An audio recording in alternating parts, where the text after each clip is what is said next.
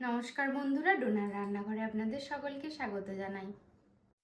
আজ চায়ের সাথে কি বানাবো জানতে চাইলে দাদাভাই বলল বেগুনি খাবো, আর ও বলল আলুর চপ বানাও।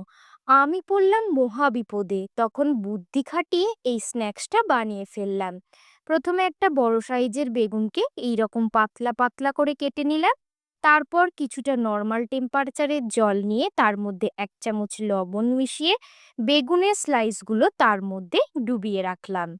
এরপরে অন্য একটা পাত্রে 1 কাপ বেসন, 2 চামচ চালের গুঁড়ো, স্বাদ মতো লবণ, সামান্য হলুদ গুঁড়ো, লঙ্কার গুঁড়ো, জিরে গুঁড়ো, ধনে গুঁড়ো, 1/4 চামচ রসুন বাটা, আদা বাটা দিয়ে সমস্ত শুকনো উপকরণগুলো ভালো করে মিশিয়ে নিয়ে অল্প অল্প জল দিয়ে একটা ব্যাটার বানিয়ে তার মধ্যে দিলাম 1 চিমটে বেকিং সোডা। সব কিছু সুন্দরভাবে মিশিয়ে রেখে দিলাম।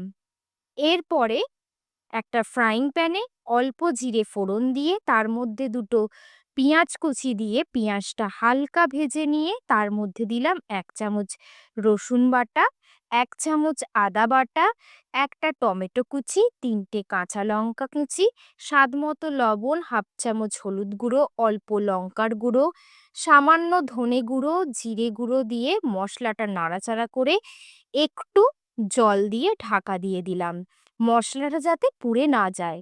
5 মিনিট পর ঢাকা খুলে একটা বড় সাইজের সিদ্ধ করা গ্রেট করা আলু মশলার মধ্যে ভালোভাবে মিশিয়ে নিলাম। নামানোর আগে অল্প কস্তুরি মেথি ছড়িয়ে দিয়ে নামিয়ে নিলাম। মশলাটা ঠান্ডা হলে কিছু মশলা হাতের সাহায্যে লম্বা করে বেগুনের ওপর দিয়ে বেগুনটাকে এইভাবে আলুর ওপর কভার করে একটা টুথপিকের সাহায্যে আটকে ব্যাটারে ডুবিয়ে গরম তেলের মধ্যে দিয়ে উল্টে পাল্টে বেগুনির মতো ভেজে নিলাম। আমি যখন এই প্রিপারেশনটা চায়ের টেবিলে দিলাম তখন সকলে তো অবাক।